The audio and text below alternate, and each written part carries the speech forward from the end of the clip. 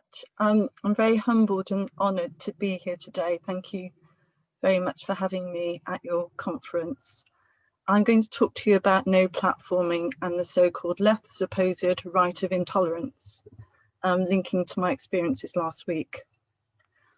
I disapprove of what you say, but I will defend to the death your right to say it. This quote, wrongly attributed to Voltaire, was actually written by, would you believe it, a woman, Beatrice Evelyn Hall, in a book published in 1906 in which she wrote about Voltaire, and who of course wrote under a pseudonym because she was a woman. And yes, I have met people who will not read anything written by a woman. Here's something that Voltaire did once write in his 1763 treatise on toleration. The supposed right of intolerance is absurd and barbaric. It is the right of the tiger. Nay, it is far worse. The tigers do but tear in order to have food, while we rend each other for paragraphs. So I'm going to talk to you about my recent no platform experience and the fallout from it, why we must fight for free speech and thought, and the new no platforming.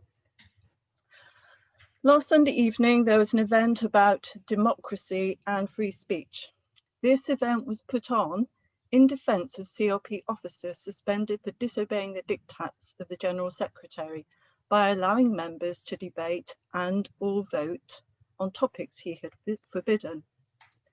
The organisers of this event no platformed somebody, me, because someone had lobbied one or more of the speakers.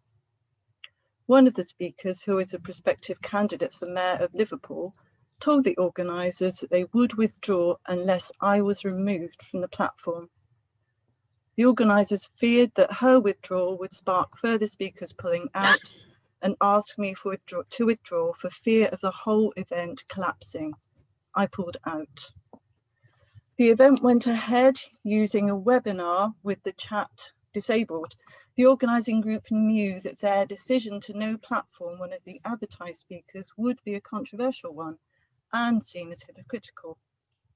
But they felt either that the event was more important than the principle of free speech, or that what I was accused of genuinely made me a persona non grata. I think that the organising committee was divided on the issue. It has certainly, in the fallout, revealed deep rifts in groups and campaigns. Importantly, when this happens to you, you'll find out how people and groups respond to the white hot flame of the witch hunt. Some melt away like snowflakes, some swivel round and stand by the side of the witch hunters, some run for cover, and some stand in the flames by your side, including people you have never met before, and become an even more valuable gold. I want to put this no platforming in the context of free speech and explore what no platforming has now become. So what does free speech do? We've talked about this a lot already today. It shines a light on bad arguments and hate, rather than letting it fester in dark corners. Free speech allows debate where there is disagreement about ideas and ideologies. It helps us to find the truth by dialectic. It promotes trust, honesty and respect where differing points of view are listened to. And I think we've seen some of that today. It requires confidence to challenge and that the challenge is respectful. It requires time to think and to debate. That's why in the Labour Party, for those of us who still have meetings or are allowed to go to them, we have the process of motions submitted in good time and time allotted for debate in a comradely fashion. The ability to debate competing views is one of the foundations of democratic society. If dissent is seen as offence and then is elevated to hate speech, the consequences for democracy are alarming, and that is what I think we are seeing now. So what are the limits of free speech? Again, we've discussed this today. It should not, in my view, promote acts of violence. If somebody says something a reasonable person would believe to be something so appalling that it should not be said, they should be called out. We should refuse and reject the rhetoric of violence. Yesterday, somebody who has been posting smears against me on social media for the past 2 years justified their smearing and my no platforming by saying, "You are standing with people who really have been unfairly smeared and are completely innocent of all accusations." This person was saying that they were the arbiter of free speech and that with anybody with whom they disagreed should be silenced. So if we move on to the new no platforming, no platforming used to be a tactic used against self-proclaimed fascists, the National Front, or the EGL, and Holocaust deniers. But today, it is particularly being used to prevent the expression of feminist arguments critical of the sex industry and of some demands made by trans activists. The feminists who hold these views, mainly second-wave feminists and other sisters and brothers, have never advocated or engaged in violence against any group of people. But they are called transphobes, they are called warphobes. It is argued that the mere presence of anyone said to hold these views is a threat to a protected minority group's safety. And so comrades are prevented from speaking by the opinions of the ideological thugs. In my case, it seems to have been the LGBT plus group, that I cannot be sure. And we know, of course, that critics of Israel suffer the same fate, as we've already discussed today. As somebody said to me this week, attacks on free speech and thought about Israel come from without, but the gender debate results in the left eating itself. This new no platforming approach results in people sometimes being disgraced and defamed for the rest of their lives for one comment or incident taken out of context, or even for just having been accused of something.